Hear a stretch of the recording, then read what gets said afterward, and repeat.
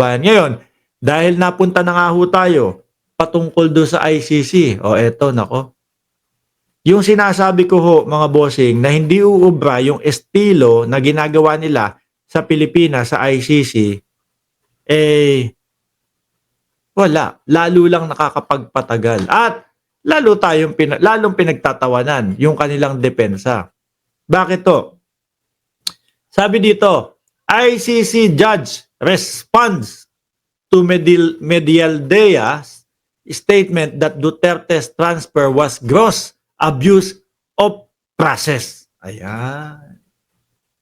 Kung makikita nyo naman po, ginawa lahat, mga kababayan, no, ng legal na paraan para kay dating Pangulong Duterte. Umabot po sila from umaga, gabi na po natapos, gabi na po sumakay. Kailangan po pati si Medialdea basahan po ng Miranda rights para lang maipursige na at maisakay na sa eroplano ang dating Pangulo, mga bossing. Ngayon, ipinaliwanag po sa kanila lahat kung ano po yung mangyayari do sa hearing na yun. Yung sa unang hearing. Uunahin ko pong basahin ito, no? Sabi po ni Presiding Judge, Lulia Motok, I have read to you in the French language, no, the right that he has, Mr. Duterte, o Duterte, sabi nga, no, before this court. I have read to you in the French language the rights that he has, Mr. Duterte, before this court. Kumbaga, binasa, ipinaintindi. Mark, bakit French language? Panigurado naman ho, mga boss, chief amo, sir. Meron pong ano yan. Meron pong meron pong tagapagpaintindi. O translator ho, mga kababayan. No?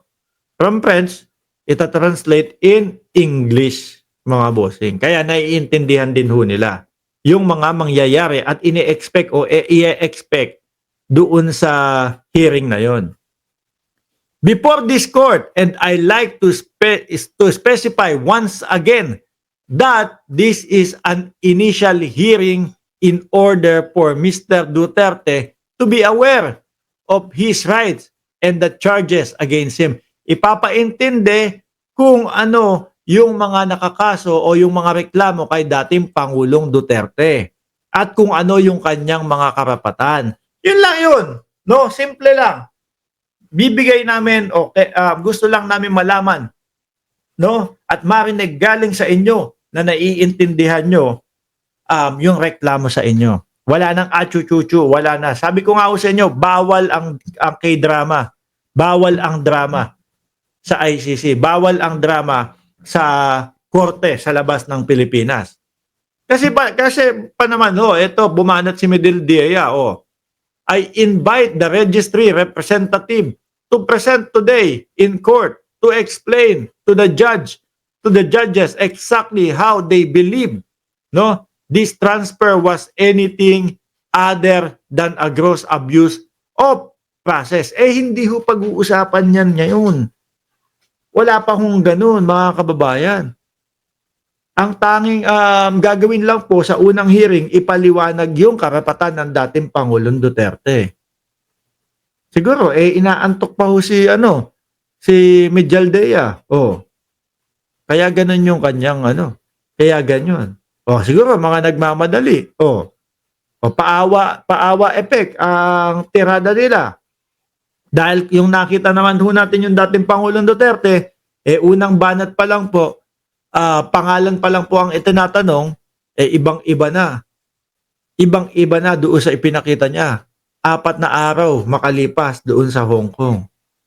Siguro, yun ang nila. Yun ang plano nila sa kasong ito, magpaawa. Hindi ho ba yun, no? Diyan, kung anong tanong, siyang sagot, no? Kung anong tanong, siyang sagot. Miski ho sa ambansayan, mga bossing.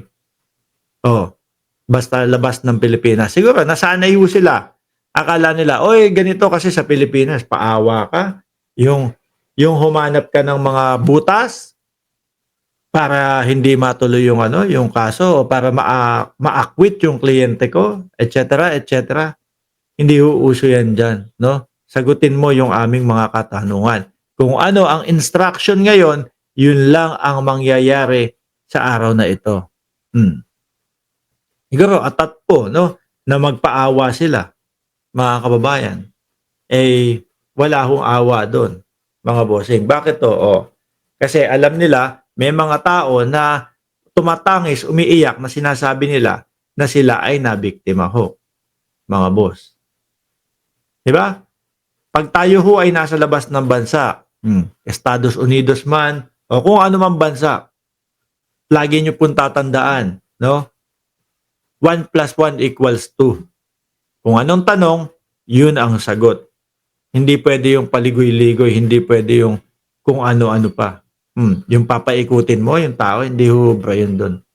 Hihintuan ka nung nagtatanong sa'yo, "Oh, stop muna tayo. Di mo ba naintindihan yung tanong ko? Eto tanong ko pero ang layo nung sagot mo." Kaya nga ho ako nagtataka, eh. Bakit Robin Padilla ang nandiyan? Ba't si Robin Padilla ang nandiyan? Eh, panigurado ho, special alalay lang ang magiging ano niyan, contribution niyan diyan. Bakit ho? Eh, kung nakita mo kung yung sinasabi ko ho mga kababayan, isang tanong, isang sagot, 'no? Kung anong tanong dapat yun ang sagot. Nakita niyo napagsabihan ni Coco Pimentel, ano sabi, "Eh, boss, mukhang napakalayo naman. O, ang haba po nung inyong binasa, pero hindi po 'yan yung ating pinag-uusapan." Ayan ho, mga kababayan. At kung si Harry Roque naman, eh, tatayo bilang abogado nito, baka mamaya lumabas yung kaso na ni Roque, 'no, o maiangat na yung kaso ni Roque na human trafficking. Eh, magkakaroon ng ano, kumbaga maa-abandon na ni Roque itong kaso o yung pagtanggol kay dating Pangulong Duterte. Bakit 'to? Eh, kasi 'di ba, ang ginagawa niya ngayon tago na lang ng tago, oh. Eh, pagka umakyat yung kaso, naku, yari na ho. Alam na nila kung sa may hearing ang dating Pangulong Duterte sa September 10 or kung ano mang petsa 'yan. Dadalo si Roque diyan. Alam na kung saan. O makiusap ka, tumawag ka sa Interpol, ipaaresto si Roque para madala dito sa Pilipinas. Eh, lalong naloko. Kaya yung iniisip ninyo diyan, eh, kung talagang aarugain niyo si Roque, wag niyo nang gawing ano, wag niyo nang gawing lawyer ni dating Pangulong Duterte. Ano, 'di ba? Kumbaga ang daling intindihin. Bakit? Kasi madaling mahuhuli si Roque do'n. Pero kung talagang hindi kayo concerned, o di sige, gawin niyo, hayaan niyo siya na mag-ano, hayaan niyo siyang maging lawyer ng dating Pangulong Duterte. 'Di ho ba, mga bossing?